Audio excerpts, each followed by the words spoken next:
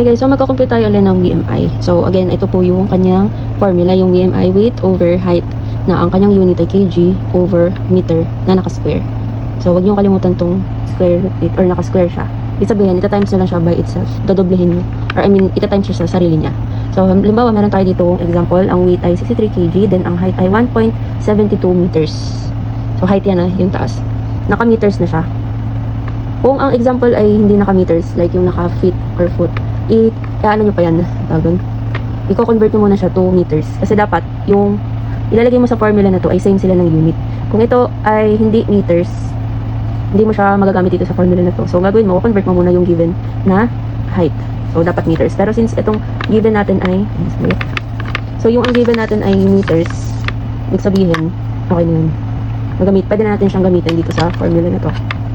So, ilalagay lang natin itong mga given na to dito sa formula na to.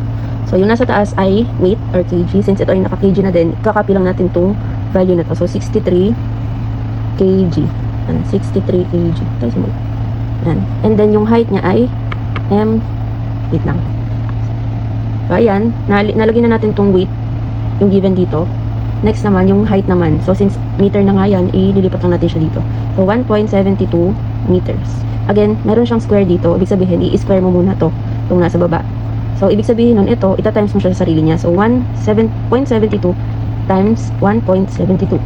Na kung may calcu ka, pwede kang gumamit ng calcu. So, ganun yan.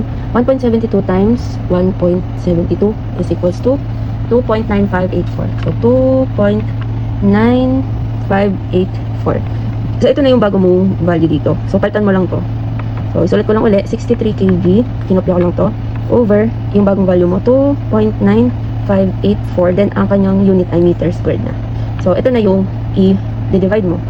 Gamit ka ng calcu, 63 divided by 2.9584 equals 21.30. Ni-round off lang natin to. Since 5 yung katabi nung 9, add ka dito ng 1, so magiging 21.30. So, may range yan kung para masabi mo kung ang BMI mo ay yung underweight, normal, and overweight, or obese.